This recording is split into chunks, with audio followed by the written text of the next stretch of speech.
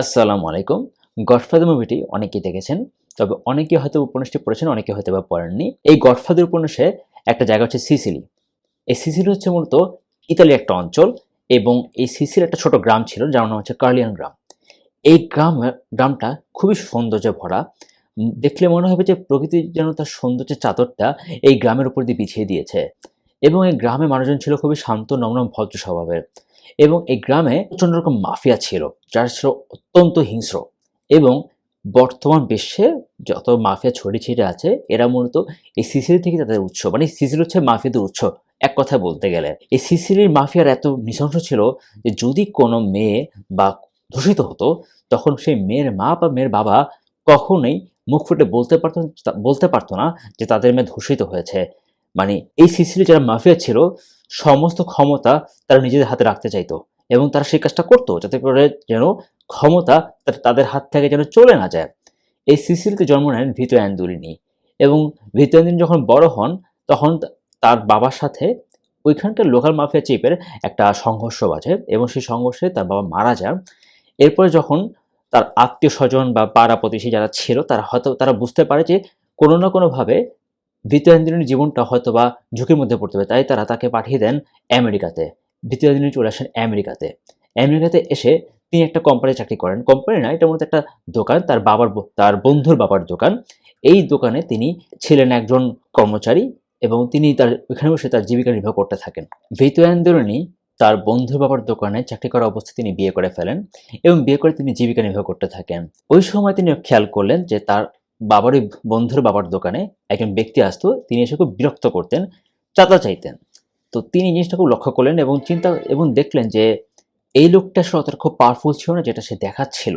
তাই তিনি ভালোমতো পর্যবেক্ষণ করে তিনি চিন্তা করেন যে ঠিক আছে, তাহলে এই লোকটিকে তার পরাজিত করতে হবে এবং তিনি মনে, মনে সব ধরনের কৌশল রপ্ত করতে থাকলেন এবং সব ধরনের কৌশল রপ্ত করার পরে তিনি তাকে তার সম্মুখীন হন।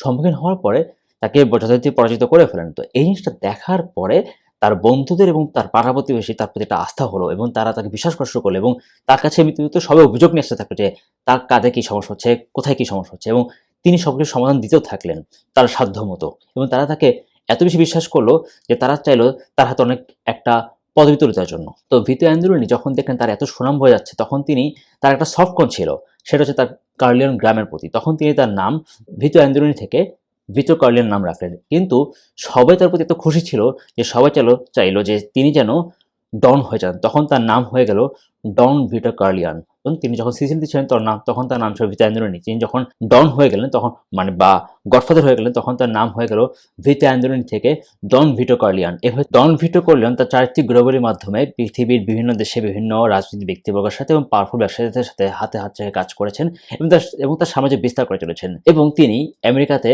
অলিভ অয়েল কোম্পানি আমদানি করতেন ইতালি থেকে এবং তিনি সেই কোম্পানির নাম দিয়েছিলেন তার বন্ধুর নামে। তিনি চাচ্ছিলেন তার নামে যেন তাকে এই কোম্পানি কেউ না জানুক, সবাই জানুক এটা তার বন্ধুর কোম্পানি। কিন্তু তিনি ছিলেন সেই কোম্পানির প্রধান। তার মাইন্ডসেট ছিল এরকম যে every man has only one destiny এবং তিনি জানতেন যে তিনি কোথায় যাচ্ছেন, তিনি ছিলেন গডফাদার, যার কারণে সবাই জানতো যে তিনি আসলে মূলত কোম্পানির মালিক না এবং তিনি চেয়েছিলেন সেটা। এবং তিনি একটা ফ্রেজ ব্যবহার করতেন। ফ্রেজটা হচ্ছে এরকম, I am gonna make him an offer he cannot refuse. এর মানে হচ্ছে তিনি যখন কোনো ব্যক্তি বা কোনো কোম্পানির সাথে কোনো ব্যবসায়িক প্রস্তাবে তিনি বসতেন, তখন তিনি এই সব ফ্রেজটা ব্যবহার করতেন এবং তিনি ওই কোম্পানি বা ব্যক্তি সম্বন্ধে ভালো করে পর্যালোচনা করে নিতেন এবং তাদের শক্তিশালী দিক এবং দুর্বল দিক এই দুটো তিনি আগে বের করতেন। বের করে তারপর তিনি সেই ব্যবসায়িক প্রস্তাবনায় বসতেন এবং যখন তিনি বসতেন তখন কেউ তার এই ব্যবসায়িক প্রস্তাবনায় কেউ অসম্মতি জ্ঞাপন করতে পারত না, সবাই সম্মতি জ্ঞাপন করতে বাধ্য হতো। এর মানে এই না যে তিনি সবাইকে ফোর্স করতেন। তিনি বলতেন, চাইলে আপনি আমার এই প্রস্তাবনাকে প্রত্যাখ্যান করতে পারেন, কিন্তু সবাই প্রস্তাবে সম্মতি জ্ঞাপন করতে বাধ্য হতো। এবং একবার এরকম একটা হয়েছিল যখন তিনি একটা ব্যবসায়িক প্রস্তাবনায় বসছিলেন এবং তাকে অনেকেই অসম্মতি জ্ঞাপন করছিল এবং তিনি বের হয়ে যাচ্ছে। ওই সময় একজনের সাথে তিনি হ্যান্ডশেক করে বলেন, but no one can reason with this fellow. এটা বলে তিনি বের হয়ে যাচ্ছিলেন এবং ওই লোক তখন ভয়ে ফ্যাকাশ হয়ে গিয়েছিল এবং তিনি তার দুজন কর্মীকে পাঠিয়েছিলেন যে ঠিক আছে, আপনি কি ভিডিও কলকে নিয়ে আসেন। যখন তিনি আবার ফিরে আসলেন, আসার পরে তার সাথে ব্যবসায়িক প্রস্তাবে রাজি হন, কিন্তু তার একটা ক্ষোভ ছিল, কারণ তিনি কোনো কাজ একবার এসে দুইবার তিনি জিজ্ঞাসা করতেন না। তো এই জন্য তিনি যে কাজটা করেছেন, তিনি কয়েক মাস পরে সে ব্যক্তিকে তিনি মেরেও ফেলেন। ডন ভিটো কর্লিওন একদিন এক মাদক ব্যবসায়ীর একটা ব্যবসার প্রস্তাব পান এবং সেই মাদক ব্যবসায়ী প্রস্তাব দেন যে তাদের যে ব্যবসায় প্রফিট হবে তার থেকে কিছু অংশ তিনি ভিটোকে দিবেন, একটা বড় অংশ তিনি ভিটোকে দিবেন। কিন্তু ভিটো কর্লিওন সেই প্রস্তাবে রাজি হচ্ছিলেন না, কারণ সে মাদক ব্যবসায়ী জানতেন যে ভিটো কর্লিওনে ছিলেন অনেক টপ র্যাঙ্কিং একজন মাফিয়া বা গডফাদার। তো যদি কিছু করতে হয় নিউ ইয়র্কে তখন তার নির্দেশে করতে হয়। তাকে জানিয়ে করতে হবে। তো এটা তিনি যেহেতু জানতেন তাই তিনি ভিটো কর্লিওনের কাছ থেকে অনুমতি নেওয়ার চেষ্টা করেছিলেন। কিন্তু যে ভিটো কর্লিওনে তখন তাকে বলেছিলেন যে, "আপনি যা খুশি সেটা করছেন। সেটা আপনি আপনার নিজের অর্থ উপার্জন করছেন। আমি সেখানে বাঁচাতে কেউ না। তো আপনি যেটা করবেন মাদক ব্যবসা, এখানে আমি জড়িত থাকতে রাজি না। দরকার আপনি আমার কাছে আসবেন না।" তো ওই লোক খুব রাগান্বিত হন এবং তিনি চলেও যান। এবং তিনি যেটা করেন ওই সময় মাফিয়াতে যারা টপ ছিল, ভিটো কর্লিওনের পরে যাদের স্থান ছিল এদের সাথে কথাবার্তা বলে তিনি ভিটোকে আক্রমণ করার চেষ্টা করেন এবং তিনি আক্রমণ করে ফেলেন এবং রাস্তা থেকে আহত করে ফেলেন। এবং এরপরে ভিটো কর্লিওন অনেকদিন বিছানায় শায়িত অবস্থায় ছিলেন। মাইকেল কর্লিওন প্রাথমিক অবস্থায় তার বাবার ব্যবসায় তিনি হাল ধরতে চাইতেন না এবং তিনি নিজের জীবিকা নিজের মতো করে করতে চাইতেন। এজন্য তাকে কেউ কোনো ধরনের চাপও দিত না। এবং দ্বিতীয় বিশ্বযুদ্ধের সময় তিনি চলে গিয়েছিলেন ভলান্টিয়ার হিসেবে মেরিনে। এরপরে তিনি যখন ফিরে আসেন এসে দেখেন তার বাবা খুব অসুস্থ এবং তিনি তখন চিন্তা করেন যে ঠিক আছে তার বাবা যেখানে অসুস্থ সেই ব্যক্তিকে তিনি ঘায়েল করবেন। তখন তিনি অনেক ছক এঁকে অনেকদিন চিন্তা-ভাবনা করে তিনি সে মাদক ব্যবসায়ী এবং নিউ ইয়র্কের পুলিশ ক্যাপ্টেন যে ছিল তাকে তিনি হত্যা করেন। হত্যা করার পরে তিনি অনেক বড় ধরনের একটা লং ভ্যাকেশনে তিনি সিসিলি চলে যান। সিসিলিতে গিয়ে তিনি নিজের কাজ করতে থাকেন। ওখানে তিনি ঘুরতে থাকেন। ঘুরে অনেক জায়গায় তিনি দেখতে থাকেন এবং যথারীতি ওখানে তিনি একটা বিয়েও সম্পন্ন করে ফেলেন এবং পরবর্তীতে তার উপরে অনেক নজর রাখা হয়। যার কারণে ওই সময় ওইখানে একজন ব্যক্তি তার উপর নজর রেখে অনেক ছক কষে তার ওয়াইফকেও তিনি ওইখানে মেরেও ফেলেন। মাইকেল কর্লিওন সিসিলিতে ১ বছর তার ছুটি কাটানোর পরে তিনি আবার যখন তার বাবার ব্যবসায় হাল ধরার জন্য চলে আসেন নিউ ইয়র্কে, এসে তিনি দেখেন তার বাবার ব্যবসার অবস্থা খুবই নিম্নগামী এবং তিনি চাচ্ছেন যে করেই হোক তার বাবার ব্যবসাটাকে আবার আগের জায়গায় নিয়ে আসতে। তাই তিনি ব্যবসায় হাল ধরেন এবং তিনি দেখতে পান যে সনি কর্লিওন যে মারা গেছে এইজন্য তার বাবা খুব বেশি দুঃখ প্রকাশ করেছেন এবং তার বাবা বুঝতে পেরেছিলেন যে আসলে এর পিছনে মূল চক্রান্তটা কী ছিল। তাই তিনি ভিটো করার চেষ্টা করেছেন যে এই জিনিসটা তার নিজের ঘাড়ে না নিয়ে তিনি তার সন্তানকে দিতে। কারণ তিনি বুঝতে পেরেছেন যে আসলে তার নিজের মেয়ের জামাই এই কাজটা করেছেন। যার কারণে তিনি চাচ্ছিলেন না সরাসরি জিনিসটাকে অ্যাটাক তিনি নিজে করতে। তাই তিনি চাচ্ছিলেন যে করেই হোক তিনি মাইকেল কর্লিওনের কাছে সমস্ত দায়িত্ব তিনি দিয়ে দিবেন এবং মাইকেল কর্লিওন তার বোন জামাইয়ের এই ব্যবস্থাটা তিনি করবেন এবং তিনি সেই ব্যবস্থা মাইকেল কর্লিওনকে দিয়ে দিলেন।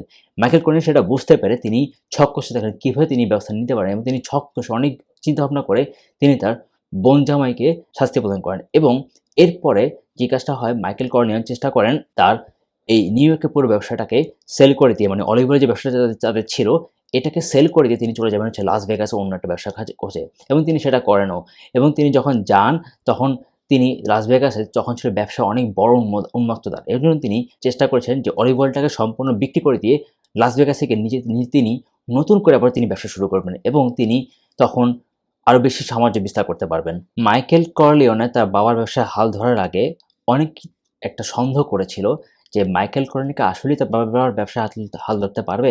সে কি পারবে ঠিকমতো তার বাবার ব্যবসাকে সামনে এগিয়ে নিয়ে যেতে বা আগের জায়গায় নিয়ে যেতে বা কর্লিওন পরিবারের যে সম্মানটা ক্ষুণ্ণ হচ্ছিল সেই সম্মানটাকে আগের জায়গায় নিয়ে যেতে অনেকেই বিষয়ে অনেক সন্দেহ হচ্ছিল। কিন্তু মাইকেল কর্লিওন যেটা করেছিলেন তার বাবার ব্যবসায় যেটা ছিল আগে যত স্টাফ ছিল সবাইকে ফেলে দিয়ে নতুন করে তিনি স্টাফ নিজের মতো করে রেখেছিলেন এবং তিনি বাবা চাচ্ছিলেন নিজের মতো করে তার বাবার ব্যবসার আগে যেই সম্মানের জায়গাটা ছিল সেখানে তিনি নিয়ে যেতে এবং তিনি যেটা করলেন তিনি সেটা পেরেছিলেন এবং তিনি লাস ভেগাসে তিনি তার অবারিত ব্যবসা দ্বারা উন্নত করেছিলেন এবং সকলেই মাইকেল কর্লিওনের এই যে বুদ্ধিমত্তার পরিচয় দেখে সবাই তাকে বলতে বাধ্য হলো দ্বিতীয় ডন।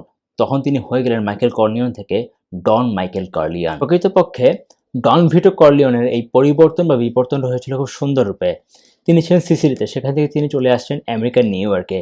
তিনি তার পরিবারের প্রতি ছিলেন নীতিবান, তিনি তার বন্ধু মহলে ছিলেন অনেক নীতিবান একজন পুরুষ। তিনি তার ব্যবসায়িক অঙ্গ সংগঠনের যেমন রাজনৈতিক অঙ্গ সংগঠনের সাথে হচ্ছে অন্যান্য বড় বড় ব্যবসাদের সাথে তার হাত বা অঙ্গ সংগঠন এখানে তিনি ছিলেন অনেক নীতিবান একজন ব্যক্তি, যার কারণে তিনি ভিটো আইনজীবী থেকে হয়ে গেলেন ডন ভিটো কর্লিওন। অপরপক্ষে মাইকেল কর্লিওন ছিলেন একটু ব্যতিক্রম। তার প্রথমে ব্যবসার প্রতি তেমন একটা আগ্রহ ছিল না, কিন্তু পরে তিনি ব্যবসার প্রতি আগ্রহ প্রকাশ করেন এবং তিনি ব্যবসায় হাল ধরতে রাজি হলেন। কিন্তু তিনি যখন ব্যবসায় হাল ধরার চিন্তা করলেন, তার আগে তার যখন বিয়ে হয় তিনি তার ওয়াইফকে বললেন এই কথা যে, "দেখো, তুমি আমার ব্যবসার প্রতি কোনো ধরনের কোনো প্রশ্ন করতে পারবে না। ব্যবসা কিরকম চলছে না চলছে সেটা একদিকে থাকবে, তুমি থাকবে আরেকদিকে। এবং তুমি আমার এই প্রফেশনাল বা ক্যারিয়ারের দিকটা নিয়ে তুমি কোনো ধরনের কোনো প্রশ্ন করতে পারবা না।" এবং তিনি সবসময় তার পরিবারের সাথে ব্যবসার সম্বন্ধে মিথ্যা কথা বলতেন, যেটা প্রকাশ পায় তিনি তার পরিবারের প্রতি ছিলেন অনীতিবান একজন মানুষ, যেখানে তিনি তার ব্যবসার প্রতি ছিলেন নীতিবান। অর্থাৎ তিনি আগে ছিলেন একজন নীতিবান মানুষ, সেখানে তিনি ব্যবসা হাল ধরার পর হয়ে গেলেন অনীতিবান একজন মানুষ। ডন ভিটো কর্লিওন তার গর্ষণের জন্য ওই সময়কার বিখ্যাত মুভি প্রডিউসার তার কাছে আইনজীবী পাঠিয়েছেন, যে করেই হোক সেই মুভি প্রডিউসারের জন্য তার গডসনকে তার পরবর্তী মুভিতে নেয়। কিন্তু সেই মুভি প্রডিউসার কোনোমতে রাজি হচ্ছে না। কারণ তিনি বুঝতে পারেননি যে আইনজীবী কার কাছ থেকে এসেছে। যখন তিনি বুঝতে পারলেন যে আসলে আইনজীবী কার কাছ থেকে এসেছে, তখন তিনি তার সাথে কথা বলতে উদ্বিগ্ন হন যে, "ঠিক আছে, আপনি আসেন, আপনার সাথে কথা বলি।" তো কথা বলার সময় একটা কথার সময় তিনি আইনজীবীটা বললেন এরকম করে যে, "দেখেন, এত উপরে পর্যায়ে কথা বলতে আসার কারণ হচ্ছে এরকম, সুবিধা হচ্ছে এই জায়গাটাতে, কারণ তার চলার পথটা যেন সহজ হয়ে যায়।" তো এই কথা বলার পরেও সেই মুভি প্রডিউসার বলে যাননি। তিনি যেটা করেছেন, তিনি বলেন যে, "ঠিক আছে, আমি তোমার এই মুভি যে স্টার যাকে তুমি রেফার করছো এখন আমার কাছে, তাকে আমি এখন নিতে পারব না, কিন্তু পরবর্তী মুভির জন্য তাকে আমি নিয়ে নিবো।" কিন্তু তাতে তিনি রাজি হননি। তিনি একটা কথা বলেন যে, "দেখেন, গডফাদার কিন্তু একবার একটা কথা ২ বার একবার বেশি বলেন না।" তারপরেও তিনি এই যে একটা থ্রেট তিনি নিলেন, তারপর তিনি রাজি হননি। পরবর্তীতে তিনি বের হয়ে আসেন সেই আইনজীবী। এসে ছক কষতে থাকেন কিভাবে সেই মুভি প্রডিউসার একটা বিখ্যাত ঘোড়া ছিল সেটাকে মেরে ফেলা যায়, এবং জন ভিডিও করেন সে একটা ছক কষলেন এবং সেই বিখ্যাত ঘোড়া ছিল যার নাম হচ্ছে খার্তুম, তাকে তিনি মেরে ফেলেন। মেরে সেই মুভি প্রডিউসারের বিছানার উপরে তিনি সেটা রেখে আসেন, কিন্তু সেটা তিনি বুঝতেও পারেননি। পরবর্তী দিন যখন দেখেন যে তার সেই সবচেয়ে বিখ্যাত ঘোড়াটা, তার পছন্দের ঘোড়াটা তার মেরে তার বিছানার উপর রেখে দেওয়া হলো, সেটা দেখে তিনি খুব অবাক হয়ে যান এবং তিনি তখন বিলাপ করতে থাকেন যে আমাকে না জানিয়ে কেন এই কাজটা আপনারা করতে গেলেন। এবং পরবর্তীতে রণভিটো কর্লিয়ন যখন কোনো মিটিংয়ে বসতেন বা মিটিংয়ে বসেছিলেন শান্তি কামনার জন্য, তখন তিনি সব দেশের ডনকে ডাকলেন। ডাকার পরে বলেন যে, "দেখো, আমাদের মধ্যে অনেক ধরনের সমস্যা হয়েছে, অনেক কিছু হয়েছে। আমি চাই না এই সমস্যাটা দীর্ঘদিন করা। কারণ আমি আমার সন্তানকে হারিয়েছি।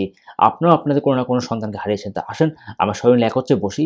বসে আমরা একটা শান্তি মিটিং করি, শান্তি আলোচনা করি, যাতে করে যেন আমাদের মধ্যে যেন আর কোনো সমস্যা যেন না হয়।" আমার এই রিভিউটা দেখার পরে আপনাদের বুঝতে সুবিধা হবে আসলে উপন্যাসে কি বলা হয়েছে এবং মুভিতে আসলে কি দেখানো হয়েছে। কারণ উপন্যাস এবং মুভির মধ্যে ২ টো সূক্ষ্ম পার্থক্য ছিল, যেটা আসলে উপন্যাসে খুব সুন্দরভাবে তুলে ধরা হয়েছে, কিন্তু মুভিতে ওরকম আসলে তুলে ধরা হয়নি। লেখকের ভাবনা ছিল এরকম, কার্লিয়ান পরিবারের প্রভাবের কারণে সিসিলিয়ানরা যেমন অনেক ক্ষতির সম্মুখীন হওয়া থেকে বেঁচে গিয়েছে, ঠিক তেমনি কার্লিয়ান পরিবারের একটা সফট কর্নার ছিল সিসিলিদের উপরে। এটা ছিল অনেক বেশি প্রভাব অন্য যেকোনো প্রভাবের থেকে। পক্ষান্তরে মুভিতে যেটা দেখানো হচ্ছে সেটা হচ্ছে কার্লিয়ান পরিবারের একটা প্রভাব ছিল সিসিলিয়ানদের উপর, যার কারণে সিসিলিয়ানরা অনেক ক্ষতির হাত থেকে বেঁচে গিয়েছে। এই এই হচ্ছে পার্থক্যের জায়গাটা। তো আশা করি আপনারা আমার রিভিউটা দেখবেন। কেমন লাগলো আমাকে অবশ্যই নিচে কমেন্ট বক্সে জানাবেন। আজকে আমি এখানে বিদায় নিচ্ছি। আসসালামু আলাইকুম। আল্লাহ হাফেজ। ভালো থাকবেন।